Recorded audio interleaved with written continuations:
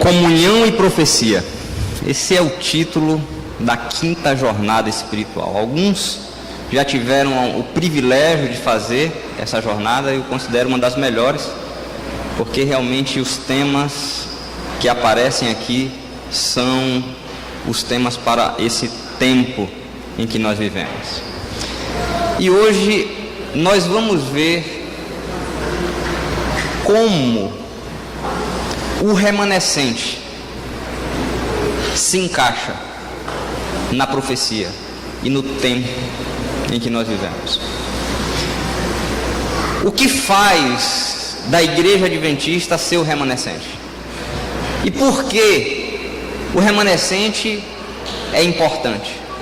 Mas será que a salvação ela está apenas no remanescente?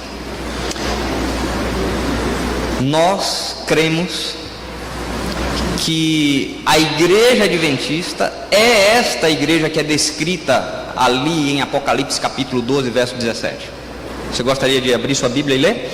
Apocalipse capítulo 12, verso 17. Nós cremos que somos esta igreja que é descrita aqui como sendo odiada pelo dragão, por Satanás. João aqui diz que irou-se o dragão contra a mulher e foi pelejar contra o restante da sua descendência. E quem são esses? Os que guardam o mandamento de Deus e têm o testemunho de Jesus. Então, nós cremos que somos esta igreja que guarda os mandamentos de Deus e tem o testemunho de Jesus. Isso pode nos levar a termos um pensamento, vamos dizer, de orgulho, de acharmos que somos melhores do que outras pessoas.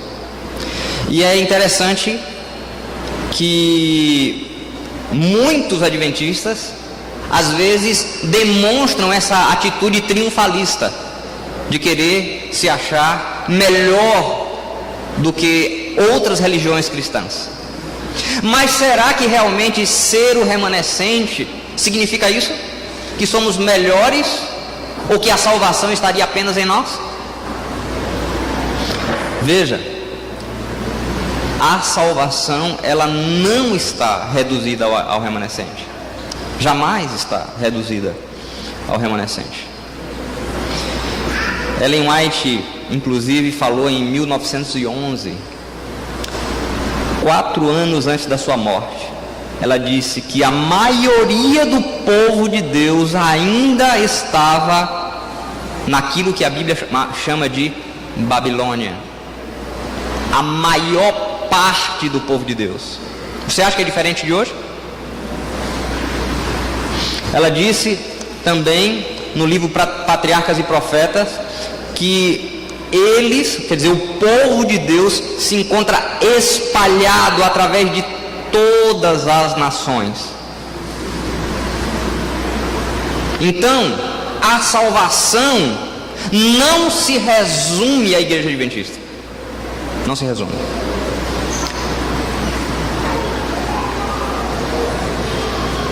La Rondelli, ele afirma que a eleição, quer dizer, a escolha de Israel, era uma forma de Deus tornar visível o reino vindouro para o povo das outras nações, dos outros povos. Deus queria mostrar às outras pessoas o que ele desejava fazer, o seu propósito. Assim também o remanescente bíblico, ele é herdeiro espiritual de um conhecimento, de uma verdade.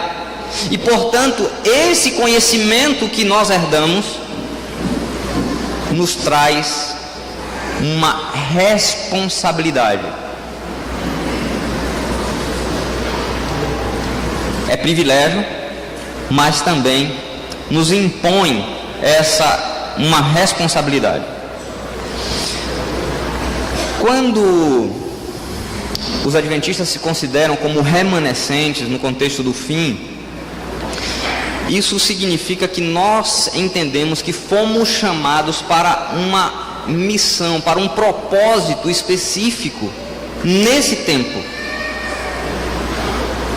Entendermos como sendo remanescente significa isso, que Deus tem um propósito. E o propósito, qual seria esse? Seria preparar o mundo para o encontro com Jesus. Preparar um povo para se encontrar com Jesus, porque Ele vem, porque Ele está perto de voltar, porque os sinais assim demonstram que Ele está voltando. Esse é o propósito do remanescente, preparar um povo para se encontrar com Jesus.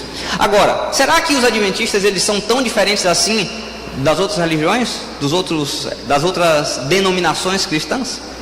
Você sabia que apenas que 59% das nossas doutrinas são comuns à maioria dos grupos cristãos? 59% das nossas doutrinas são comuns, como por exemplo a doutrina da Bíblia, do Espírito Santo, do Pai, do Filho, da salvação. Então a maior parte das nossas doutrinas são comuns à maioria dos cristãos ortodoxos. Acreditamos na volta de Jesus, a criação, né? Existem 32% de doutrinas que são consideradas doutrinas incomuns, no entanto, são encontradas em um ou mais grupos religiosos, como por exemplo, a doutrina do sábado, a doutrina da imortalidade da alma, e algumas outras são doutrinas comuns a um ou mais grupos de denominações cristãs. Então vejam, 59 com 32 dá quanto por cento? Sobra apenas 9% de doutrinas que são distintivas da igreja adventista. Entre elas são a doutrina do santuário,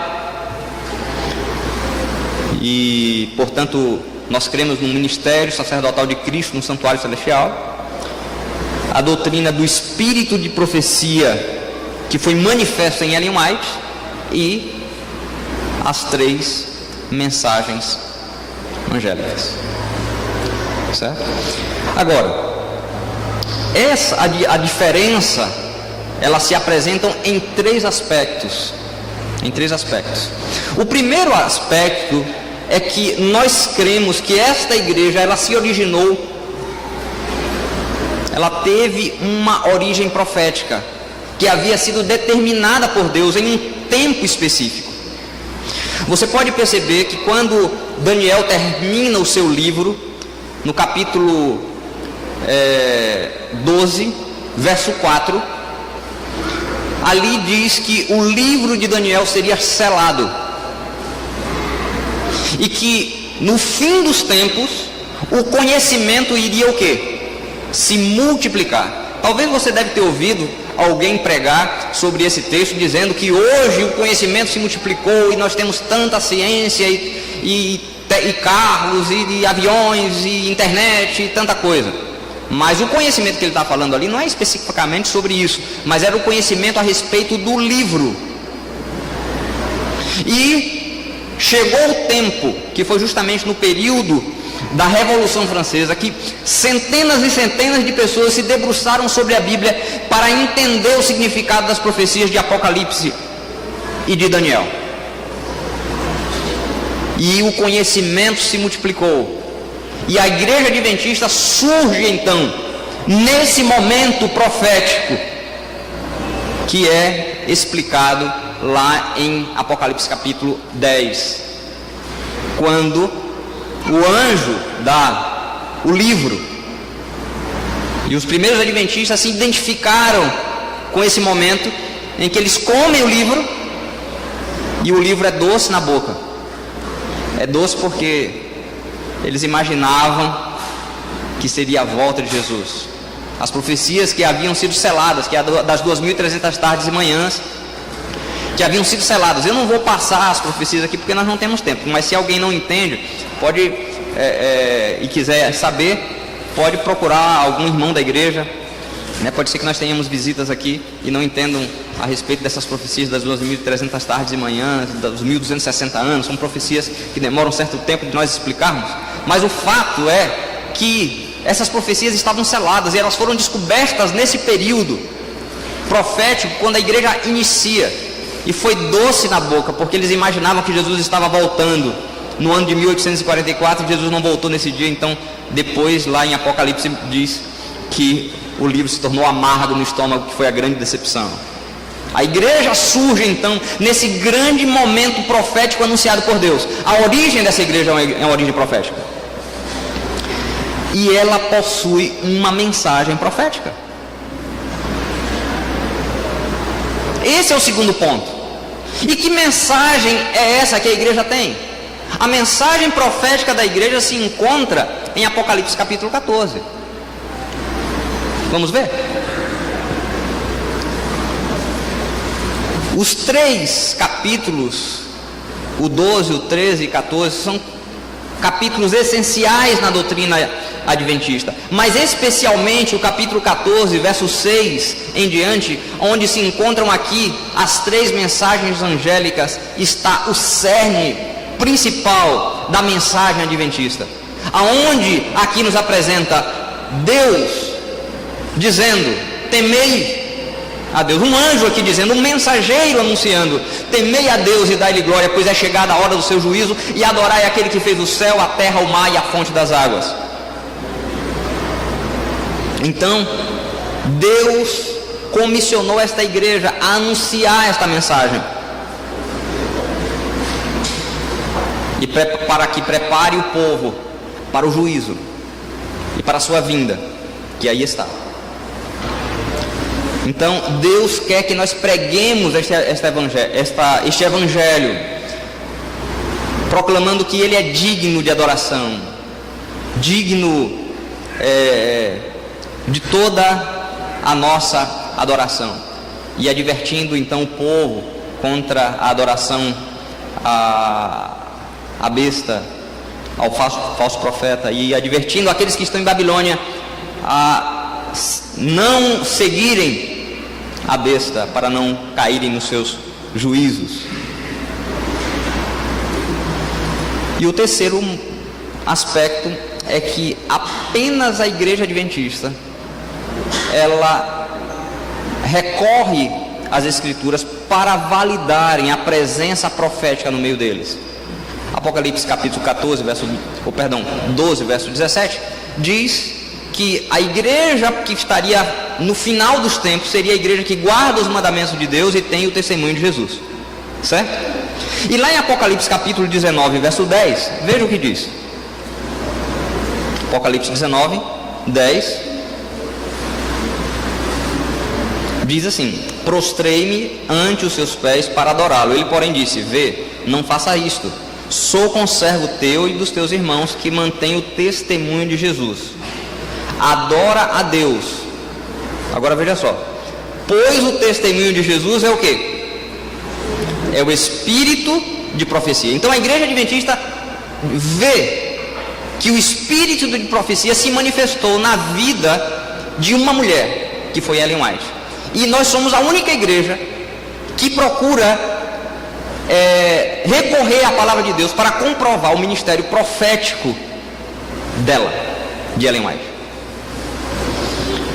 Então, veja, as diferenças de outras igrejas são 3. Primeira, é que a igreja tem uma origem profética, uma mensagem profética e uma mensageira profética. Essas são as 3 diferenças básicas. E isso fez com que os membros, os pioneiros da igreja tivessem uma visão diferenciada para com a missão da igreja no início do adventismo, certo?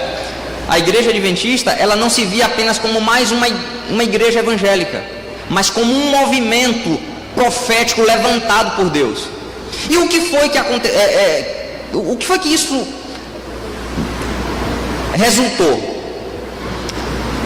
Veja só, Em 1863, os adventistas eram pouco mais de 3.000 membros no mundo inteiro. Em 1863 existia um outro grupo profético, que eram os batistas do sétimo dia, que contabilizavam mais de 5.000 pessoas. Os batistas do sétimo dia, que guardam o sábado como nós. Veja só, hoje, mais de 150 anos depois, né? Aproximadamente aí, 150 anos depois, os adventistas do sétimo dia são 17 milhões no mundo inteiro. E os batistas do sétimo dia são 50 mil. O que fez a diferença? Os pioneiros dessa igreja. Eu vou dar um exemplo do que aconteceu no início do século XX. Se reuniram líderes de várias denominações do mundo. E o objetivo é que, devido a tamanho esforço evangelístico que era necessário fazer para alcançar o mundo, eles decidiram dividir o mundo em regiões. E cada denominação ficaria responsável por alcançar uma região do mundo. Ficaria mais fácil, não é verdade? Sabe o que foi que os adventistas disseram? Não. Nós queremos o quê? O mundo todo. E hoje a igreja adventista é a maior denominação evangélica do mundo, espalhada em todas as nações do mundo. Não existe nenhuma igreja que tenha presença em tantos países como a igreja adventista, nem a católica. Amém? Por que isso aconteceu? Porque essa igreja tem uma visão profética. E os nossos pioneiros pagaram um alto preço para que isso acontecesse. A visão que eles tinham fez com que eles pagassem um preço altíssimo. Muitos deles deram tudo que tinham, como foi o caso de Bates, como foi o caso de Tiago White, de Ellen White. Deram tudo, literalmente tudo que eles tinham, eles deram para que o evangelho fosse pregado e para que eu e você hoje fôssemos herdeiros desta mensagem maravilhosa. Mas ainda existe muito a ser feito. A profecia é o que fez a diferença para o crescimento da igreja nesses 150 anos. Hoje, queridos, nós temos grandes desafios. 169 anos, 170 anos quase depois que faz agora dia 22, 170 anos, né? E Jesus não voltou. Ali em Mateus capítulo 24, versos 49 a 51, Jesus conta a parábola do servo mau, que devido à tardança do seu senhor, ele começa a espancar os seus conservos, porque perdeu o senso da iminência da volta do Senhor. Talvez uma profecia que mostre o resultado da igreja, que a igreja se encontre hoje, despreparada. Leroy Fromm, ele disse essa frase aí que é impactante: enquanto a igreja está evangelizando o mundo seculariza a igreja. E isso já é uma realidade em muitos países e está se tornando uma realidade também no nosso país. Quer dizer, estamos nos acostumando com este século, com este momento histórico que estamos vivendo de prosperidade econômica. Então nos acostumamos com a nossa casa muito boa, com os nossos carros, com a nossa vida, com o nosso trabalho, e lutamos e pensamos que a vida é só isso, e não é, porque isso vai acabar. Né, Josimar? Vários ataques também têm acontecido de dentro da igreja. Movimentos dissidentes, pastores e teólogos adventistas reconhecem que existem vários elementos de tensão e conflito dentro da igreja adventista que estão desafiando a sua identidade e missão profética nesse tempo que nós estamos vivendo. Eu acho que nunca houve um tempo onde houvesse tantos movimentos dissidentes acontecendo dentro da igreja adventista. E Satanás, ele está justamente quando ele não consegue fazer perseguições externas, ele procura usar justamente as debilidades internas, as nossas debilidades internas, as nossas fraquezas internas, propagando a mornidão, levantando grupos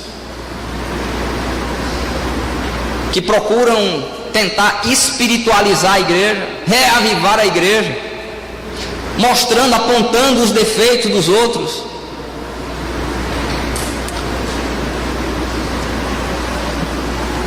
Existe uma visão de algumas pessoas de voltar ou se parecer com outras denominações que são, por exemplo, congregacionalistas, onde a igreja local ela administra todos os seus os recursos financeiros. Mas, queridos, se não fosse a administração centralizada da igreja adventista, ela não teria alcançado chegar aonde chegou, não teria a unidade que tem, a unidade doutrinária, a unidade missionária que a igreja tem, não só local como também mundial. Olhe, por exemplo, para os nossos queridos irmãos batistas. Não é falando mal deles, mas se você for em uma igreja aqui e depois for em outra igreja em Belém, você vai perceber leves mudanças, inclusive doutrinárias. Por quê? Eles não têm uma coesão.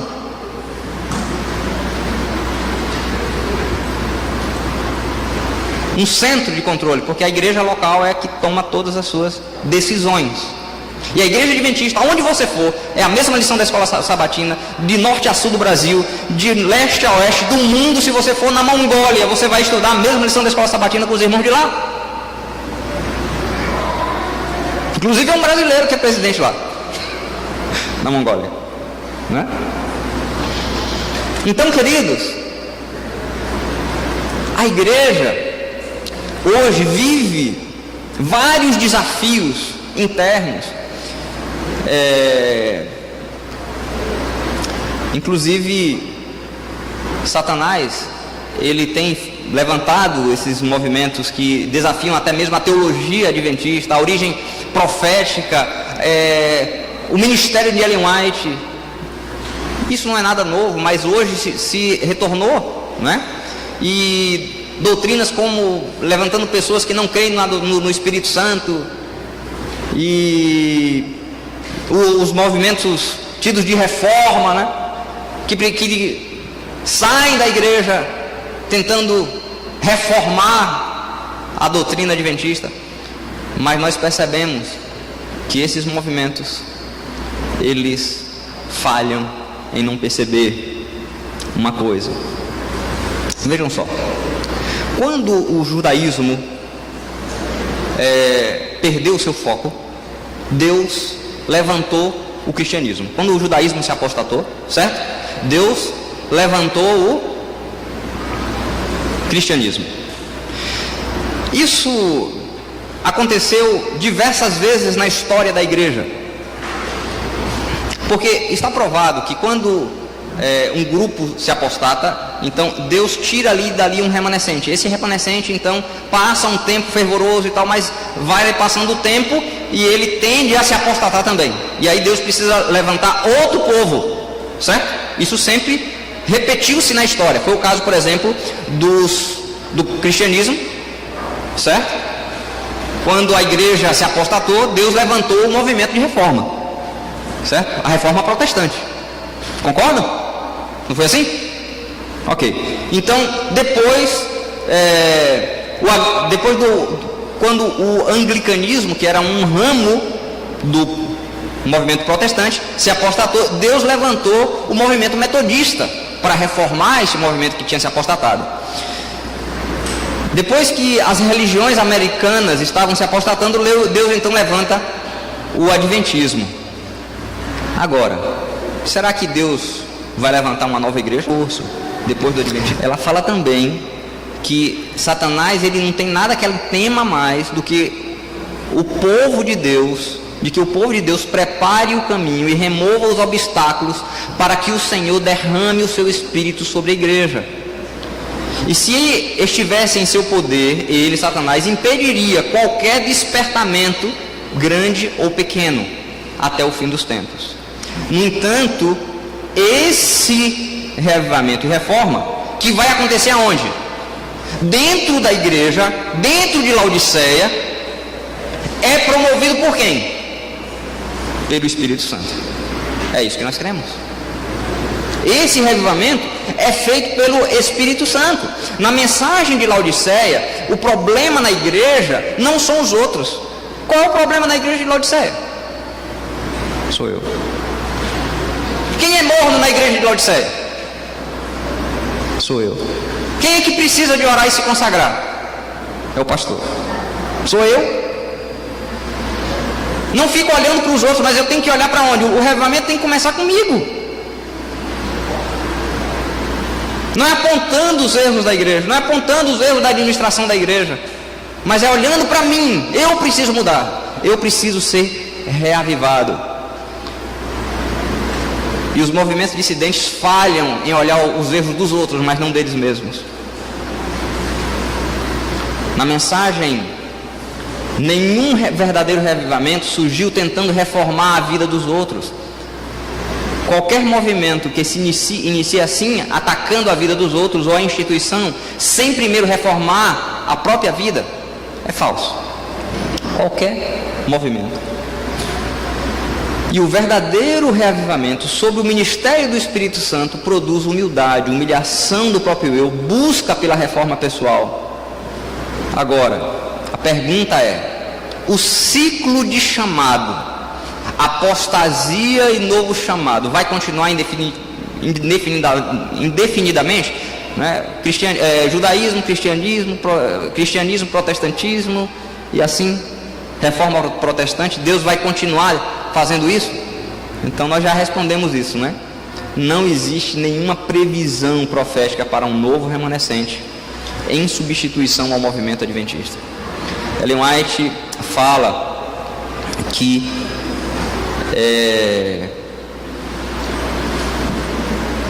Deus haverá de fazer um tratamento especial. Como Ele vai tratar com a mornidão, a indiferença adventista? Ele diz que nos planos de Deus não haverá um novo remanescente que sairá da igreja, mas o que vai acontecer agora é que aqueles que são infiéis é que sairão. Haverá a sacudidura. Isso já está acontecendo. Centenas de pessoas já estão saindo atrás desses movimentos dissidentes, já estão saindo da igreja. E mais, eu digo, muitos ainda sairão. No grande conflito, na página 602, você vai ver que a sacudidura ela vai acontecer, o momento de prova vai acontecer para revelar quem é quem na profecia, nesse último tempo. Ela diz no livro Mensagens Escolhidas, no volume 2, que a igreja parecerá que irá cair, mas ela não cairá. No livro Testemunhos para Ministros, na página 61, ela diz que Deus está guiando um povo. Ele não está guiando ramificações, várias. Não, é um povo que Deus está guiando. É um remanescente que Deus está guiando, não é várias. É muito claro ali. E a purificação virá no tempo indicado, mas não através de reformas humanas. A pergunta não é se a igreja vai triunfar, porque não há uma oitava igreja. A pergunta não é se vai haver uma nova igreja, mas existe um reavivamento na igreja adventista. No capítulo 18, verso 1, diz que Deus viu a terra ser iluminada com a glória da mensagem desse anjo, que é a igreja. A terra foi iluminada, é isso que ali mostra. A pergunta que deve ser feita é: será que eu vou triunfar com essa igreja? Porque essa igreja triunfará, mas você irá triunfar? Eu irei triunfar? Ou serei peneirado e sacudido? Em Lucas, fala que haverá, capítulo 17, verso 34 a 36, haverá 2 grupos de pessoas. Um será levado e outro deixado. Em Mateus capítulo 25, 1 a 13, conta a parábola das 10 virgens. Veja, as 10 eram virgens, todas estavam vestidas de vestido de noiva, todas tinham uma lâmpada, todas tinham azeite, a lâmpada estava acesa. As 10. Mas na hora, e todas estavam esperando o noivo. Mas na hora que o noivo chegou, 5 delas não tinham azeite suficiente. E se perderam por isso. Cada dia, a nossa submissão ou nossa rebelião a Deus, a voz do Espírito Santo está definindo a nossa condição eterna. As nossas escolhas, as escolhas que nós tomamos hoje vão definir a nossa salvação, a nossa perdição. O momento da sacudidura, Pastor Celso, chegou. Está chegando e a coisa vai se tornar cada vez mais difícil. E a grande pergunta é: você será sacudido? Ou você será a palha? Ou você será o grão? Peço a Deus que todos nós que estamos aqui sejamos o grão que Ele há de levar com Ele para vivermos na eternidade. Amém.